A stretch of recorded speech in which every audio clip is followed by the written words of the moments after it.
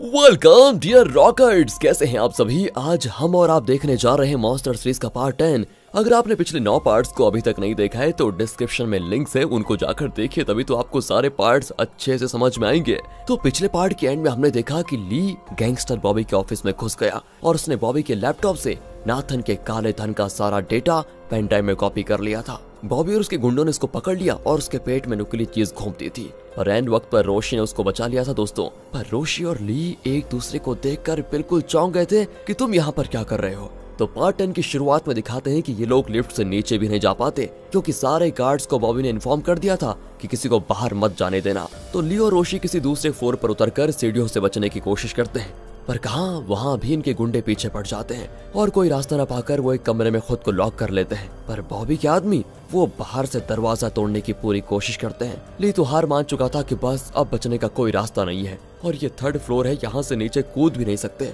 पर दोस्तों रोशी खिड़की पर एक किक करती है और वहाँ के लोहे का ग्रिल टूटकर बाहर गिर जाता है। इतने में बाहर बॉबी आ जाता है और दरवाजे को लात मार मार कर तोड़ देता है। वो अंदर आते हैं तो देखते हैं कि खिड़की टूटी हुई है। एक आदमी पूछता है कि अब क्या करे बॉस। बॉबी कहता है मेरे सर पे नाचो। अब एक गधो, वो दोनों भाग गए, उनको पकड़ो, कूदो यहाँ से। इस पर दोस्तों 5-6 आदमी बाहर कूद जाते हैं एंड वो बाकी आदमियों को सीढ़ी से जाकर दूसरी तरफ से उन्हें लॉक करने को कहता है। बॉबी भी निकलने वाला होता है कि उसे शक होता है कहीं वो बाथरूम में तो नहीं है। असल में दोस्तों ली और रोशी बाथरूम में ही छुपे थे। बॉबी धीरे से बाथरूम की ओर जाने लगता है पर ली उसके फुट स्टेप्स को सेंस कर लेता है और फटाक से दरवाजा खोलता है। बेचारे बॉबी की नाक कट जाती है और खून बहने लगता है। इसी बीच ये दोनों बचकर वहाँ से भाग जाते हैं पर ली ज्यादा दूर नहीं भाग पाता क्योंकि उसके पेट में चोट लगी हुई है। रोशी तुरंत उसको पास के एक शॉपिंग कॉम्प्लेक्स में लेकर जाती है। कुछ ही देर में दोस्तों बॉबी भी अपने गैंग के साथ वहाँ पर आ जाता है और कहता है कि वो लोग यहीं कहीं होंगे, ढूंढो उन्हें और सबसे पहले तो मैं उनकी नाक काटूंगा। उसके आदमी भी उसी शॉपिंग कॉम्प्लेक्स में जाते हैं जहाँ कई दुकानें हैं, पर ये दोनों दुकान में कार्डबोर्ड बॉक्सेस के पीछे छुप जाते हैं। रोशी झांक कर देखती है कि कहीं ये लोग आ तो नहीं गए, पर तभी दोस्तों ली को किसी की आहट सुनाई देती है और वो रोशी को नीचे खींच लेता है और कस के पकड़ लेता है। वो लोग तो टॉर्च चलाकर ढूंढते हैं लेकिन अंदर किसी को न पाकर चले जाते हैं। तब जाकर ली रोशी को छोड़ता है और लगता है दोस्तों यहाँ इन दोनों के बीच एक तरह की अच्छी बॉन्डिंग भी हो गई है। पर रोशी उसको धक्का दे देती है। तब ली चिल्लाता है तो रोशी घबराकर उसके घाव को देखती है और कहता है ओहो ये चोट तो बहुत गहरी है, चलो यहाँ से निकलते हैं। पर ली कहता है कि मैं तो हिल भी नहीं सकता। रोशी की समझ में नहीं आता कि अब करे क्या दोस्तों। वो बाहर बॉबी उनको हर जगह ढूंढ रहा होता है। तब पैनी और उसका असिस्टेंट कार में वहाँ पर आते हैं पर बॉबी को देखकर वो तुरंत निकल जाते हैं। बॉबी उनकी कार को देख भी लेता है। यहाँ रोशी उस दुकान से एक फर्स्ट एड किट निकाल कर ली के घाव को सीने लग जाती है। लगता है NIA में उसे हर इमरजेंसी को हैंडल करने की ट्रेनिंग दी गई है, बहुत बढ़िया। तो ये सब कुछ देखकर ली हैरान रह जाता है और पूछता है तुम सच बताओ तुम हो कौन। रोशी पूछती मेरी छोड़ो, पहले तुम बताओ तुम कौन हो, तुम्हारा मकसद क्या है। इतने बड़े गैंगस्टर के ऑफिस में अगर तुम घुसे हो तो तुम्हारा जरूर बहुत बड़ा इसमें सपोर्ट होगा पीछे से। इस पर ली भी पूछता है कि तुम बॉबी के ऑफिस में क्या कर रही हो, पहले ये बताओ। रोशी पूछती है क्या तुम नाथन के काले धन का डेटा चुराने आए थे ना।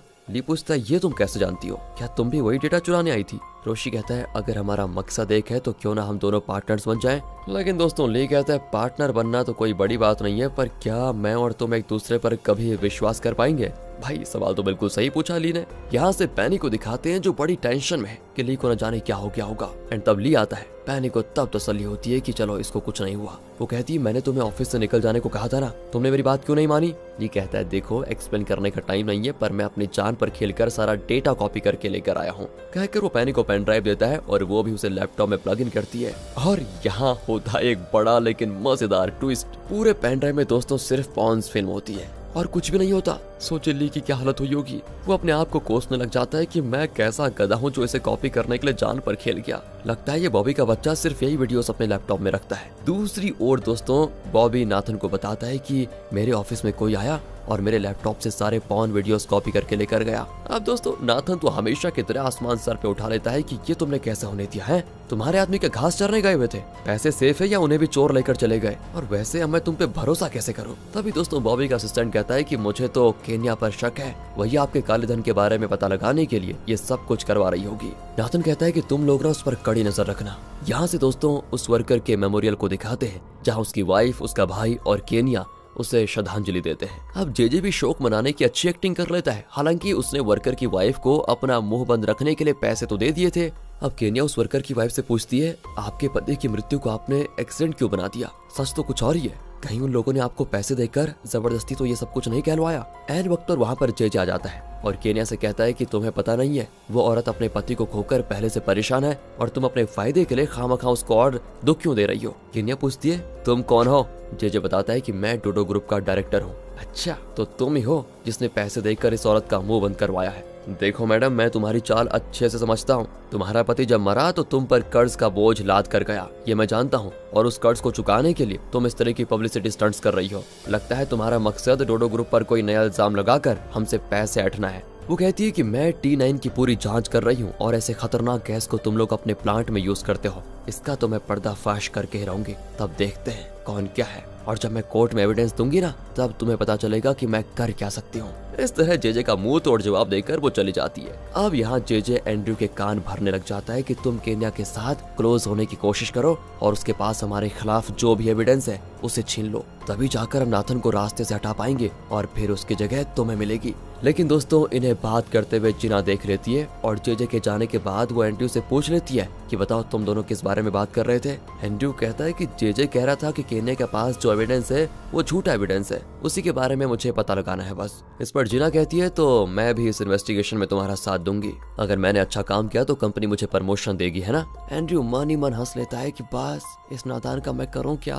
वो कहता है कि ठीक है, तुम भी मेरे साथ इन्वेस्टिगेशन करो। अब आगे दिखाते हैं तो ये दोनों केन्या से बढ़िया दोस्ती बढ़ाने के लिए उसके साथ एक जगह खाना खा रहे होते हैं। तब उसे लैब से कॉल आता है और वो कहती है उस रिपोर्ट को संभाल कर रखिए क्योंकि उसमें T9 के खतरों के बारे में सारी डिटेल्स है। कहकर वो कॉल कट कर देती है और फोन को टेबल पर रखकर कुछ लेने के लिए जाती है। इसी बीच एंड्रयू उसके फोन से उस नंबर को नोट कर लेता है जिसने केन्या को अभी कॉल किया था। तो अगले सीन में तीनों उस लैब में जाकर रिपोर्ट ले लेते हैं, पर रिपोर्ट देखकर केन्या तो चौंक जाती है क्योंकि उसमें लिखा है कि T9 से कोई खतरा होता ही नहीं। लैब का इंचार्ज कहता है कि मैडम, T9 असल में बहुत ही सेफ है, पिछली बार मेरे असिस्टेंट ने आपको कोई गलत रिपोर्ट दे दी थी, ये फाइनल रिपोर्ट है। दोस्तों, हुआ ये था कि असल में एंड्रयू ने इस लैब का नंबर ले लिया था और जेजे को बताया था। जेजे ने इस आदमी को बस पैसों का लालच दिखाकर झूठी रिपोर्ट बनाने के लिए कह दिया। अब केन्या परेशान हो जाती है। जिना पूछती है कि आपको ऐसा क्यों लगता है कि ये रिपोर्ट गलत है।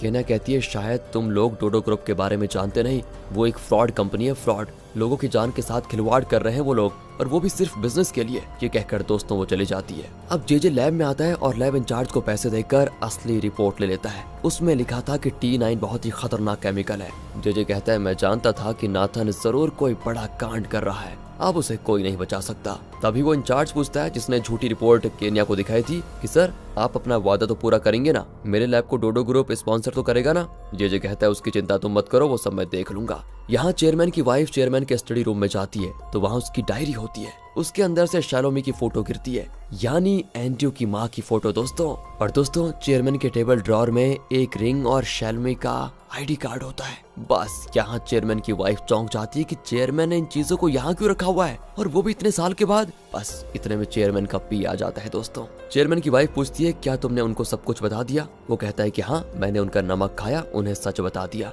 लेकिन दोस्तों, चेयरमैन की वाइफ कहती है तुम बहुत बड़ी गलती कर रहे हो जिसके लिए तुम्हें पछताना होगा, देखते रहना तुम।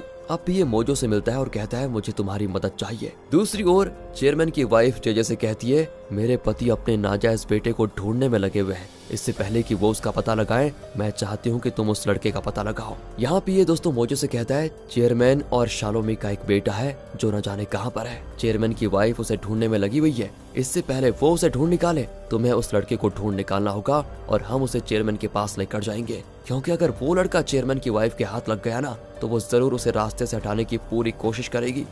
हमें अपने चेयरमैन का वफादार रहना है, समझे। चेयरमैन को उनका बेटा मिलना ही चाहिए। दूसरी ओर चेयरमैन अपनी बेटी सिंडी की खूब तारीफ करता है कि उस साइड में तुमने कमाल कर दिया बेटी, कमाल की एक्टिंग की है, जिस वजह से हमारी कंपनी का मार्केट वैल्यू बहुत बढ़ गया और एड भी हिट हो गया है। यहाँ इसकी तारीफ हो रही होती है तो दूसरी ओर नाथन तो जल कर राख हो जाता है कि इस कंपनी में यही एक ढंग का काम मैं कर रहा था और ये काम भी सिंडी ने मुझसे छीन लिया। चेयरमैन भी कहता है कि आज से एड्स का काम सिंडी देख लेगी। अब कुछ टाइम के बाद चेयरमैन, नाथन और सिंडी लिफ्ट की ओर जाते हैं। दरवाजा खुलता है तो अंदर एंट्री होता है। वो चेयरमैन को यानी अपने पिता को देखने लग जाता है, पर चेयरमैन तो जानता ही नहीं कि यही उसका नाजायज बेटा है। इतने में नाथन उसे डांटता है कि ये तुम्हें पता नहीं है क्या वीआईपी लिफ्ट है, इसमें तुम क्यों आ गए। एंड्रू कहता है कि सॉरी सर, मुझे पता नहीं था, कहकर दोस्तों वो बाहर जाने लगता है। लेकिन चेयरमैन कहता है कोई बात नहीं, तुम भी हमारे साथ ही आ जाओ। अपने पिता को इतने करीब से देखकर एंड्रू थोड़ा इमोशनल सा हो जाता है। चेयरमैन के दोनों बच्चों के साथ उसे प्यार से बात करता हुआ देखकर एंड्रू बहुत दुखी होता है कि यही प्यार मेरा भी तो हक था, लेकिन इन्होंने मुझे अपने से दूर रखा, क्यों?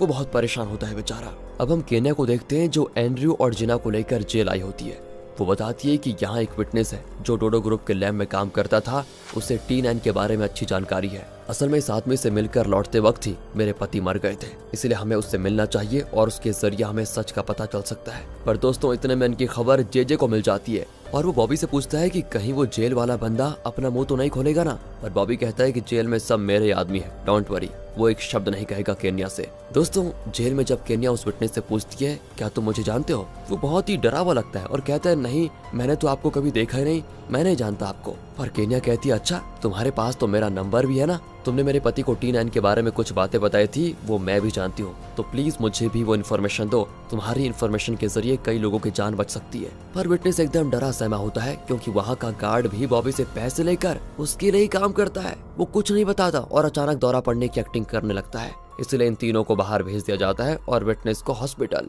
वहाँ पर बेड के साथ उसकी हथकड़ी लगाई होती है। पुलिस गार्ड ना कुछ देर के लिए बाहर जाता है लेकिन अपना मोबाइल टेबल पर छोड़ देता है एंड मौका पाकर विटनेस बड़ी मुश्किल से उस मोबाइल को उठाकर केन्या को कॉल करता है क्योंकि उससे केन्या का नंबर पता था। केन्या इस तरफ बहुत दुखी होती है कि विटनेस ने उसकी कोई मदद नहीं की, पर तब उसे विटनेस का कॉल आता है। लेकिन इससे पहले कि वो उसे कुछ बता पाता, गार्ड लौट आता है और अपना मोबाइल छीनकर रॉन्ग नंबर कह के कॉल काट देता है। और इसके तुरंत बाद ही वो बॉबी को कॉल करके कहता है कि इस विटनेस ने केन्या को कॉल करने की कोशिश की, इसका क्या करना है आप? बॉबी कहता है कि उसे खत्म करना पड़ेगा, तुम एक काम करो, उसे हमारे केयर सेंटर में लेकर आ जाओ, वहीं होगी उसकी खातिरदारी। और आज रात मैं एक पार्टी दे रहा हूँ, तुम भी आ जाना, समझे? मजे करेंगे।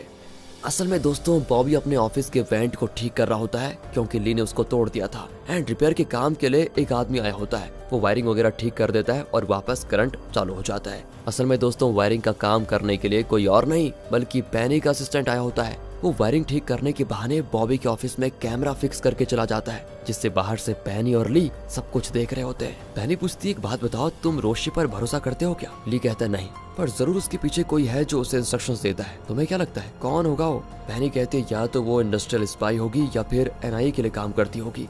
इस तरह दोस्तों पैनी लगभग रोशी की आइडेंटिटी का अंदाजा लगा लेती है। ली कहता है कि मैं उस पर भरोसा करूं या ना करूं, पर हाँ वो मेरी मदद जरूर करेगी क्योंकि हम दोनों का मकसद एक ही है। अगले सीन में दोस्तों ली और रोशी की बातें चल रही होती है। ली कहता है कि मैंने बॉबी के ऑफिस में कैमरा फिक्स कर दिया है, मैं उसके फुटेजेस तुम्हें भी दिखा सकता हूँ अगर तुम मेरी मदद करो तो। उस दिन जैसे तुम बार गर्ल्स के साथ बॉबी के ऑफिस में गई थी उसी तरह मुझे भी बॉबी के ऑफिस में काम दिला दो बस। रोशी कहती काम दिला दो? वो मेरा कोई रिश्तेदार है क्या जो मैं उसे कहूंगी और वो तुम्हें नौकरी पर रख लेगा? ली कहते नहीं नहीं नहीं, मैं ये नहीं कह रहा, जिसने वहाँ घुसने में तुम्हारी मदद की थी ना उसी से कहो कि मेरी भी मदद करे, वरना मैं तुम्हें इस कैमरे का फुटेज नहीं दूंगा, याद रखना। रोशी के पास भी दोस्तों और कोई रास्ता नहीं होता और वो कह देती कि ठीक है मैं कोई तरकीब सोचती हूँ। तब इनकी टीम का एक और लड़का आता है जो रोशी को लेकर जरा पॉजिटिव है। वो परेशान हो जाता है कि ये हमेशा ली के साथ ही क्यों घूमती फिरती है। तो अब बॉबी के ऑफिस में लगे कैमरे से इन्हें पता चल जाता है कि वो असल में अपने गले में एक माला पहनता है जिसमें एक हार्ड डिस्क है, उसी में काले धन की सारी डिटेल्स है, पर उसे निकालना तो बहुत मुश्किल है क्योंकि बॉबी उसे हमेशा गले में पहन कर रखता है। इतना ही नहीं, वहाँ एक पेंटिंग के पीछे एक सीक्रेट लॉकर है जो सिर्फ बॉबी के फिंगरप्रिंट से खुलता है। उसमें काले धन का हिसाब किताब, इंपॉर्टेंट डॉक्यूमेंट्स वगैरह रखे होते हैं। ली कहता है देखो तुम अगर उसे सेड्यूस करने में सफल रही तो हम उस हार्ड डिस्क और लॉकर दोनों को एक्सेस कर सकते हैं। रोशी कहती है सेड्यूस? अरे मुझे तुमने वो समझ के रखा हुआ है क्या? जाओ जाओ तुम जाओ और तुम उसे सेड्यूस करो, मैं फाइट कर सकती हूँ और तुम कहो तो उस बॉबी को जान से मार भी सकती हूँ, लेकिन ये सेड्यूस फेड्यूस मुझे नहीं आता। ली दोस्तों उसे कन्विंस करने की कोशिश करता है कि देखो देखो जिस तरह माइकल को पकड़ने के लिए जिना ने रिस्क लिया था और आखिर माइकल को पकड़ने में सफल भी हो गए, वैसे ही इसे भी एक काम समझ कर ही कर लो ना तुम, इसके अलावा कोई रास्ता भी तो नहीं है हमारे पास। रोशी भी थोड़ा कन्विंस हो ही जाती है। तो ली कहता है सुनो मेरी बात, इस काम के लिए तुम्हें कोई ग्लैमरस ड्रेस पहनना होगा। दोनों अपने लिए नए ड्रेसेस खरीदते हैं। ली ने तो अपने लिए एक बारटेंडर का ड्रेस चुना था क्योंकि रोशी ने क्लब में किसी से जान पहचान बना ली थी और उसी के जरिए ली को बॉबी के क्लब में बारटेंडर का काम मिल गया था। फिर ली रोशी को कोई पोज सिखाता है कि उसके सामने ये पोज दोगे तो उसको एकदम से तुम्हारी ओर अट्रैक्शन मिलेगा और फिर तुम उसे सेड्यूस करना, आंखें इस तरह, ओंठ इस तरह से, और फिर देखना वो कैसे तुम्हारे ऊपर लट्टू हो जाएगा। रोशी भी दोस्तों वो सब कुछ करती है लेकिन उसकी नजर रोमांटिक होने के बजाय बहुत डरावनी दिखती है। ली उसको डांटता है कि अरे भाई क्या कर रही हो, ऐसे घूरोगी तो वो तुम्हें गोली से उड़ा देगा उसी समय। तब दोस्तों ली उसको फिर सिखाता है कि तुम्हें कैसे करना है। इस तरह पूरी तैयारी करके दोनों क्लब में जाते हैं। बॉबी सारे बारटेंडर्स को ध्यान से देखता है और ली को देखकर पूछता है ये तो नया लग रहा है, कौन है ये? उसकी एक असिस्टेंट होती है जो बताती है ये न्यू अपॉइंटमेंट है सर। ली सर झुकाकर डायलॉग मारता है कि मैं पूरी ईमानदारी से आपके लिए काम करूंगा सर। बॉबी को भी उस पर विश्वास हो जाता है। फिर वो रोशी की तरफ मुड़ता है तो वो वही सब कुछ करती है जो ली ने उसको सिखाया था, पर उससे रोमांटिक अंदाज में कुछ होता नहीं और वो आंखें फाड़कर बॉबी को घूरने लग जाती है। बॉबी उसको डांटता है कि कौन है ये, मैं भूत हूँ क्या जो तुम मुझे ऐसे देख रही हो, और ये क्या बेकार सा ड्रेस पहन के रखा हुआ है तुमने, चेंज करो इसको वरना काम से अभी निकाल दूंगा। उसके जाने के बाद रोशी ली को काफी सुनाती है कि देख लिया तुमने, तुम्हारा ये तरीका सेड्यूस करने का देख लिया, हो गया ना फेल। अब ली की भी कुछ समझ में नहीं आता कि क्या करूं। वो कहता है लगता है ये बॉबी अलग ही किस्म का आदमी है, खैर मेरे पास एक और आइडिया है। ये कहकर दोस्तों ली अचानक बेवजह रोने लग जाता है। रोशी डर जाती है कि मैंने ऐसा क्या कह दिया कि तुम रो रहे हो। ली कहता है यही तो मेरा नया आइडिया है, तुम बॉबी के सामने आंसू बहाओगे तो जरूर उसका दिल पिघल जाएगा, फिर चाहे वो जितना भी पत्थर दिल इंसान क्यों ना हो, उसे तुम पर तरस आएगा ही आएगा और वो तरस अट्रैक्शन में बदल जाएगा, पता ही नहीं चलेगा। चलो ये भी ट्राई करके देख लेती हूँ। ये सोचकर रोशी बॉबी के सामने रोने लगती है। वो पूछता है कि यहाँ कर क्या रही हो तुम, लेकिन उसकी आंखों में आंसू देखकर वो गुस्से में अपने असिस्टेंट को बुलाता है और कहता है कि इससे कहो कि रोती हुई लड़कियां मेरे क्लाइंट्स को बिल्कुल पसंद नहीं होती, अगर ये फिर कभी रोएगी ना तो इसको बोल दो कि नौकरी से निकाल दूंगा मैं।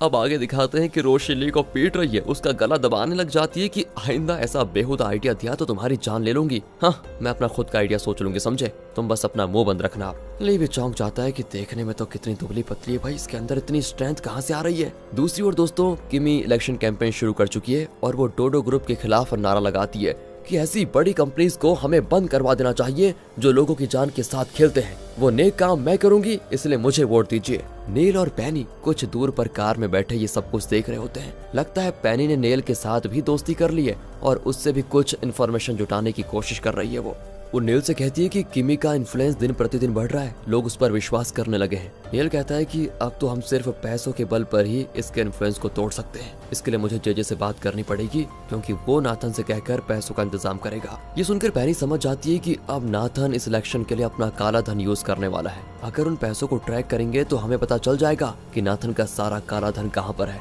और दोस्तों वो ये बात ली को बता देती है। दूसरी ओर एंड्रयू और जिना उसी हॉस्पिटल में वॉलंटियर्स बन जाते हैं जहाँ केन्या काम करती है। असल में वो केन्या की जासूसी कर रहे हैं और जब वो कुछ पेशेंट से बात करते हैं ना तो वो बताते हैं कि हम केन्या का मुंह तक नहीं देखना चाहते, वो बहुत ही बुरी औरत है। इस तरह दोस्तों वो केन्या की भरपूर बुराई करने लगते हैं, पर जिना को न जाने क्यों इन लोगों की बातें झूठी लगती है। फिर वो एक छोटी बच्चे को खाना देने जाती है पर वो बच्ची कहती है मुझे नहीं खाना। इतने में केन्या आ जाती है और जिना से कहती है कि तुम जाओ, इसे मैं संभाल लूंगी, ये मेरी ही बेटी है। ये सुनकर जिना चौंक जाती है भाई। वो बच्ची केन्या से कहती है मम्मी मुझे यहाँ नहीं रहना, मुझे किसी और हॉस्पिटल में लेकर जाओ ना, यहाँ सब लोग आपकी बुराई करते हैं बस, और मुझे बहुत बुरा लगता है जब आपकी कोई बुराई करे। केन्या बहुत इमोशनल होकर कहती नहीं बेटी, इस हॉस्पिटल में ही तुम्हारे मर्ज की दवा है, इसलिए हमें यहीं पर तुम्हारा ट्रीटमेंट करना होगा। फिर जिना उससे अकेले में मिलती है तो वो बताती है कि असल में मैं भी डोडो ग्रुप के लैब में काम करती थी। उस वक्त पहली बार T9 का लीकेज हुआ था, तब मेरी ये बच्ची मेरे पेट में थी। उस लीकेज की वजह से इसको कैंसर हो गया, पता नहीं अभी और कितने दिन सरवाइव कर पाएगी। अब तक सिर्फ मेरी बेटी ने ही इस डॉक्यूमेंट पर साइन किया है जिससे कि उसका ऑटोप्सी किया जा सके, और मैं नहीं चाहती कि जो मेरी बच्ची के साथ हुआ ना वो किसी और के साथ हो या किसी और के बच्चे के साथ हो। लेकिन पता नहीं बाकी पेशेंट्स इस डॉक्यूमेंट पर साइन करने को तैयार ही नहीं है। ये सुनकर दोस्तों जिना को बुरा लग जाता है और अब उसे यकीन होने लगता है कि शायद केन्या सच कह रही है और डोडो ग्रुप में वाकई T9 का यूज किया जा रहा है और उसका लीकेज भी पक्का हुआ होगा। इतने में केन्या को कॉल आता है और उसकी बेटी सांस लेने में बड़ी तकलीफ सह रही होती है। वो बेचारी घबराकर बेटी को देखने भागती है, तभी उसका फोन गिर जाता है और एंड्रयू वहां पर पहुंच जाता है। इसी बीच केन्या के फोन पर एक कॉल आता है जो कि डोडो ग्रुप के केयर सेंटर का नंबर है। ये देखकर जिना तुरंत फोन लेकर उस कॉल को अटेंड करती है। असल में वो विटनेस कॉल कर रहा है दोस्तों, जिसे केन्या जेल में मिली थी ना, और जेजे के कहने पर उसे डोडो ग्रुप के केयर सेंटर में शिफ्ट कर दिया गया था, याद है ना आपको। वो घबराकर कहता है कि मैडम मैं आपको सारा सच बता दूंगा, लेकिन प्लीज मुझे इस केयर सेंटर से निकालिए वरना ये लोग मुझे मार डालेंगे यहाँ पर। तब ये सुनकर जिना कहती है कि डरो मत, हम अभी आ रहे हैं। फिर कॉल कट करके वो आदमी फोन को बाहर फेंक देता है। इतने में वो डॉक्टर्स दरवाजा तोड़कर अंदर आ जाते हैं। तब जिना को दिखाते हैं जो एंड्रयू को बताती है हमें उस आदमी की मदद के लिए अभी निकलना होगा। मुझे तो लगता है कि केन्या सच कह रही है, पर एंड्रयू कहती नहीं नहीं नहीं नहीं, हमें यहाँ केन्या पर ही नजर रखनी होगी। देखा नहीं तुमने केन्या कितनी बुरी औरत है, क्या कह रहे थे लोग, अपनी बेटी से उसने उस बच्ची की ऑटोप्सी कराने के लिए साइन कर लिया। पर जिना कहती है मुझे अब डोडो ग्रुप पर ही शक होने लगा है, कहीं वो कुछ गड़बड़ी तो नहीं कर रहे। ये सुनकर तो एंड्रयू भड़क जाता है। अच्छा, जिस कंपनी ने तुम्हें नौकरी दी उसी पर शक कर रही हो? तुम ठहरो, मैं अभी जेजे को बताता हूँ। वो बाहर जाकर जेजे को कॉल करता है और बताता है वो विटनेस जिससे केन्या मिली थी वो कोई सच बताने वाला है, उसका कुछ करो जल्दी। पर जेजे कहता है कि अगर वो विटनेस नाथन के खिलाफ कुछ कहने वाला है तो जरूर तुम्हें वहाँ जाना चाहिए। उसकी बातें ध्यान से सुनो ताकि हम उसे नाथन के खिलाफ विटनेस के तौर पर इस्तेमाल करें और नाथन को फिर रास्ते से हटा दें, तभी तो तुम नाथन की जगह ले पाओगे। क्या सोच रहे हो? पर जेजे प्रॉब्लम तो यह है कि डोडो ग्रुप के हॉस्पिटल में तो सिर्फ पेशेंट्स की फैमिली को अलाउ करते हैं ना। जेजे कहता है कि हाँ, लेकिन लॉयर्स को अलाउ किया जाता है। तुम विटनेस के लॉयर बनकर जाओ, बाकी मैं देख लूंगा। यहाँ से दोस्तों सीधे हॉस्पिटल में दिखाते हैं जहाँ डॉक्टर विटनेस को कोई जानलेवा इंजेक्शन लगाने वाले हैं। पर एन वक्त पर जेजे कॉल करके कह देता है कि उस आदमी का लॉयर बाहर वेट कर रहा है, जाओ उससे मिलो। डॉक्टर घबरा जाता है कि इस आदमी का कोई लॉयर भी है क्या। वो बाहर आता है तो एंड्रयू और जिना खड़े होते हैं। वो खुद को विटनेस के लॉयर्स बताते हैं और कहते हैं कि हमें अपने क्लाइंट से मिलना है और अकेले में बात करनी है, अकेले में। डॉक्टर भी घबराकर उन्हें विटनेस के कमरे में भेज देते हैं। इनको देखकर विटनेस चौंक जाता है कि आप लोग कौन हैं? जिना उसे चुप कराकर पूछती है, एक बात बताओ, तुम्हें ये लोग मारने की कोशिश क्यों कर रहे हैं? अगर तुमने सच बताया तो हम तुम्हें जान से बचा लेंगे। तब जाकर वो शांत होता है और बताता है, मैं डोडो ग्रुप के T9 केमिकल लैब में एक रिसर्चर था। जब मुझे एहसास हुआ कि T9 कितना खतरनाक है तो मैंने केन्या के पति को उसके बारे में सब कुछ बताया। उसने अपने फोन में मेरी वीडियो भी रिकॉर्ड की थी, उसमें मैंने T9 की पूरी डिटेल्स बताई थी। अच्छा, पर वो फोन है कहाँ पर? यहाँ से दोस्तों बॉबी को दिखाते हैं जो अपना सेफ खोलता है और उसी के अंदर वो फोन भी होता है, मतलब केन्या का पति का फोन। वो सेफ को बंद करता है तो डॉक्टर उसे कॉल करके कहता है उस विटनेस का लॉयर उससे मिलने आया है। बॉबी लॉयर का नाम पूछता है तो डॉक्टर बताता है उसका नाम जिना है। बॉबी कहता है जिना, पर उस नाम की कोई लॉयर ही नहीं है। और दोस्तों क्योंकि ली बॉबी के ऑफिस में रखे कैमरे के जरिए सब कुछ सुन रहा था तो वो समझ आता है कि शायद जिना वहीं गई होगी, वही मतलब दोस्तों उस आदमी से मिलने के लिए। बॉबी आगे डॉक्टर से कहता है कि उन दोनों लॉयर्स को मत छोड़ना कैसे भी करके, वो जरूर जासूस होंगे। इसी बीच ली तुरंत जिना को कॉल करता है पर वो कहती है मैं बिजी हूँ, बाद में कॉल करूंगी। अब इससे पहले वो कट करे, ली पूछता है क्या तुम दोनों डोडो ग्रुप के हॉस्पिटल में हो? जिना चौंक जाती है कि तुम्हें कैसे पता चला? ली कहता है कुछ भी करो, वहाँ से जल्दी निकलो, वहाँ खतरा है, तुम्हारी जान को खतरा है, जल्दी निकलो। और इसी वार्निंग के साथ होता है दोस्तों पार्ट 10 का दी एंड। इंतजार कीजिए पार्ट 11 का और अगले पार्ट्स को देखना चाहते हैं तो सीरीज को लाइक कीजिए, ज्यादा से ज्यादा शेयर करें। मिलते हैं आपसे अगली वीडियो में, लग रही है अच्छी तो लाइक करें, बाकी ध्यान रखेगा अपना and finally thanks for watching.